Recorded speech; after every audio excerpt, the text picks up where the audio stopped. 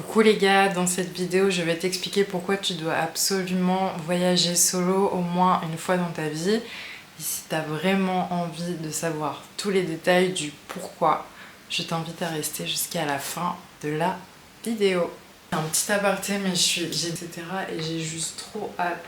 Là j'ai déjà fini mon tableau de 2027 et j'ai trop hâte d'être à la fin de l'année, de retourner et de vous dire regardez, j'ai tout réalisé. Bref, tout ça là c'est venu de mon voyage solo. Voilà, en fait c'est pour ça que je voulais venir à ça.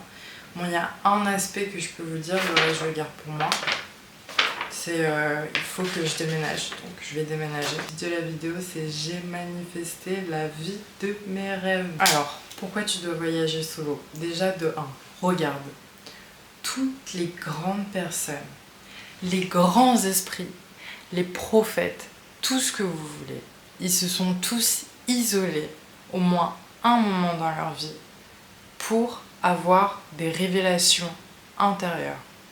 Que ce soit Jésus de Nazareth, que ce soit le prophète Mahomet, que ce soit Bouddha qui est parti à la découverte du monde parce qu'il était enfermé dans son palais, dans la richesse et la luxure, il n'y a pas une seule grande personne qui a eu une révélation sans partir tout seul.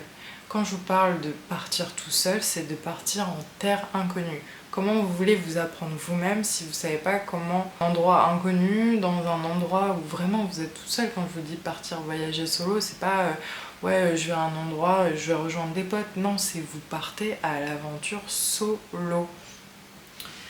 Donc c'est trop important en fait, tu peux pas apprendre à te connaître toi-même, même à apprendre ta vérité intérieure si tu prends pas le risque de partir tout seul. Alors certes ça demande beaucoup d'audace, comme ça. Moi regardez, j'ai déjà fait mon tableau là, ça y est là, tout est prêt dans ma tête, tout est fixe. Tout ça c'est parce que j'ai osé partir le faire. Si vous vous êtes perdu dans votre vie, je pense que partir solo, voyager tout seul, dans un pays tout seul. D'ailleurs j'ai fait une vidéo de comment voyager solo, si vous voulez savoir comment faire, moi j'ai mes petits tips à moi. Mais c'est ultra important. Je regarde parce que j'avais écrit quelques notes. Léonard de Vinci. Léonard de Vinci, wesh. Comment un génie pareil, lui-même il partait en Italie, en Florence. C'est là qu'il a eu toutes ses révélations pour ses œuvres, il écrivait tout, il faisait du journaling, c'est lui le dieu du journaling, c'est lui, il avait déjà des carnets en 1400 et quelques, si je me trompe pas de la date, je sais plus, 1500, je sais plus. Mais, non c'est quand Léonard de Vinci? Peut-être 1006? Non, c'est impossible. Je crois que c'est 1500. Attendez, il faut que je regarde parce que là ça me perturbe. 1452. J'étais bien. Comment le mec, c'est des génies en fait. Donc si vous voulez avoir vos révélations, pareil, Claude Monet. Vous pensez que le mec, genre, il a réussi à faire des œuvres, des peintures incroyables qui ont marqué l'histoire en restant avec du monde autour de lui? Non, en fait, chaque grande personne a besoin de s'isoler, de se retrouver, d'avoir des réflexions intérieures pour émerger le meilleur qu'il y a en vous. Et je vous jure que moi, là, ça, mon tableau de visualisation, j'aurais jamais eu si j'avais pas osé voyager solo. Vous allez voir que ça va tellement vous apporter que franchement je vous recommande. Même si c'est dur à faire, je vous invite encore à regarder la vidéo de comment le faire. Mais faites-le, vous allez voir, vous allez avoir des révélations intérieures. Chaque grands esprits ont affronté ou ont eu l'audace de voyager seul. Voilà. Voyager seul, ça te permet de te rendre plus débrouillard et autonome. Parce que, en fait, c'est vrai que maintenant, avec l'IA, on va pas se mentir, faut être vraiment con pour se perdre, ou pour pas, voilà. Mais c'est vrai que maintenant, il y a vraiment plein d'outils, surtout à l'heure actuelle. Alors imaginez dans les gens, genre, que les mecs, ils avaient juste une boussole et un compas, mais alors que nous, voilà, on peut maintenant se débrouiller, on a quand même des outils qui nous permettent. Donc, Ça te permet aussi de, j'ai déjà dit, mais de sortir de ta zone de confort, de poser des questions aux gens. Donc ça te rend plus autonome et débrouillard. Dans la vie de tous les jours, je pense que ça a un réel impact. Et c'est ultra important de savoir être indépendant. Ça renforce ton indépendance, ton autonomie, ta débrouillardise. Si c'est ce que tu recherches, en fait tu vas le faire quoi qu'il arrive, parce que tu arrives dans un pays que tu connais pas, donc en fait il faut que tu te débrouilles, quoi. Donc il faut que tu demandes aux gens, etc. La dernière fois je suis partie à Palerme, je suis partie en Sicile, j'avais jamais su. Enfin j'avais jamais été là-bas, parce que je suis aussi repartie en Italie entre temps, donc c'était express.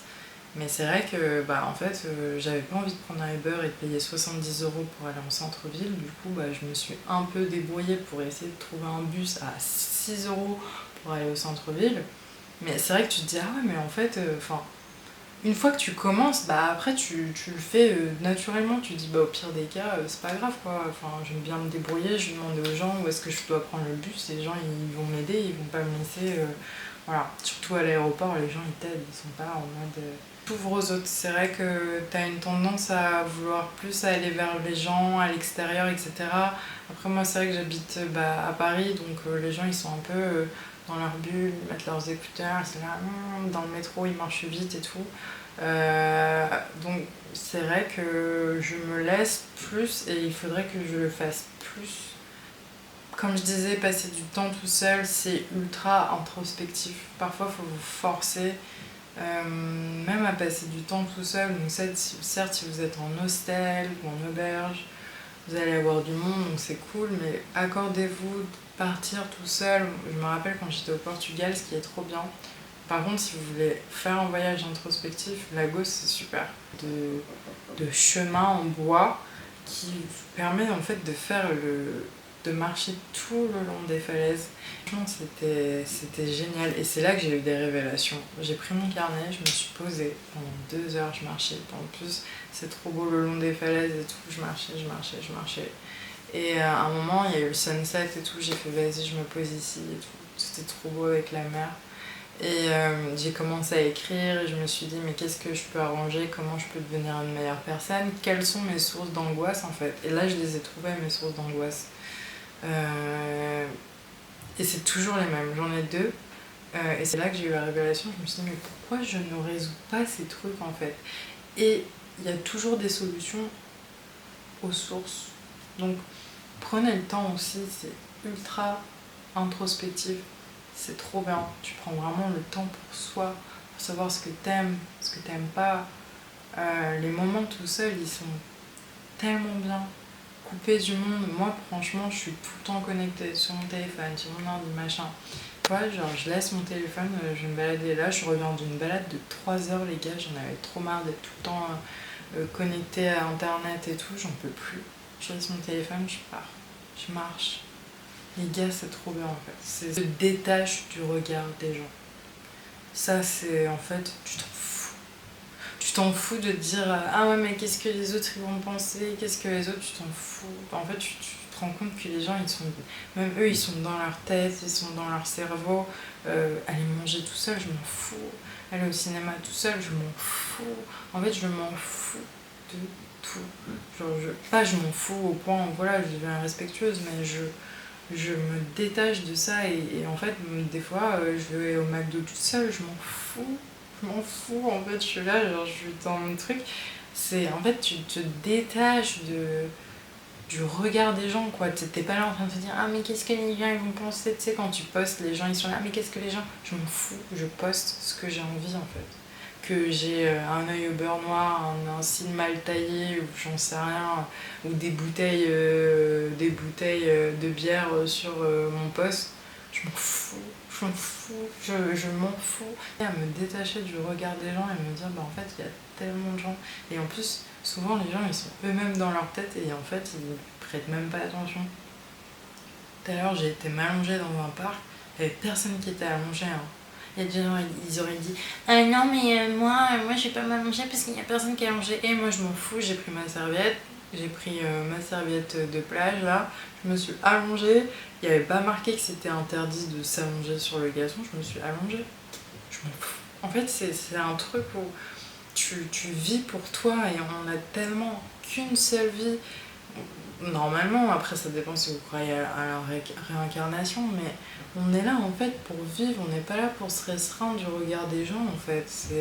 Je trouve ça tellement dommage de faire des choses en fonction des gens et de faire des choses. Non, en fait, ça de voyager solo, c'est que tu te détaches en fait de tout ça. Ah, on va partir sur un aspect plus scientifique, donc il me faut absolument mes notes. Voyager solo, c'est un secret de jeunesse pour ton cerveau. En fait, il s'avère, donc excusez-moi les scientifiques si je m'exprime mal à ce sujet, je vais essayer de faire au mieux.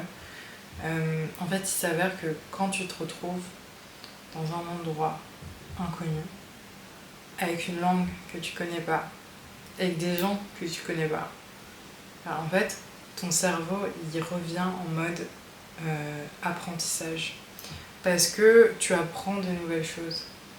Et il n'y a que comme ça. Et en fait, quand tu apprends de nouvelles choses, c'est quand tu es enfant. Généralement, quand tu es adulte, tu n'apprends plus trop de nouvelles choses, à part si vraiment tu essaies d'instruire régulièrement tout ça. Mais là où ton pic d'apprentissage il est au max, c'est quand tu es enfant. Et le fait de voyager.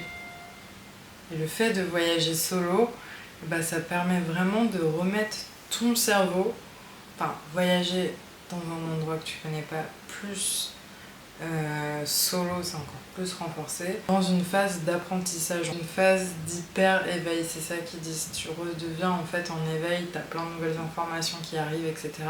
Et ces trucs-là, ils arrivent généralement quand tu es enfant et adolescent. Et là, du coup, tu rebascules ton cerveau à ce moment-là. Et donc, c'est pour ça que c'est super bon pour ton cerveau, en fait, de partir voyager solo. En fait, quand t'es chez toi, t'as tes habitudes, t'as ta routine et tout. Donc c'est super parce que tout est ultra carré. Mais il faut aussi avoir ces moments où tu sors justement de cette zone de confort. Tu réapprends tout, bah en fait t'as des hormones qui sont sécrétées. Ça relance la production de BDNF. Alors qu'est-ce que c'est la BDNF? Voilà, donc en fait la BDNF c'est une protéine essentielle qui agit comme un engrais pour le cerveau.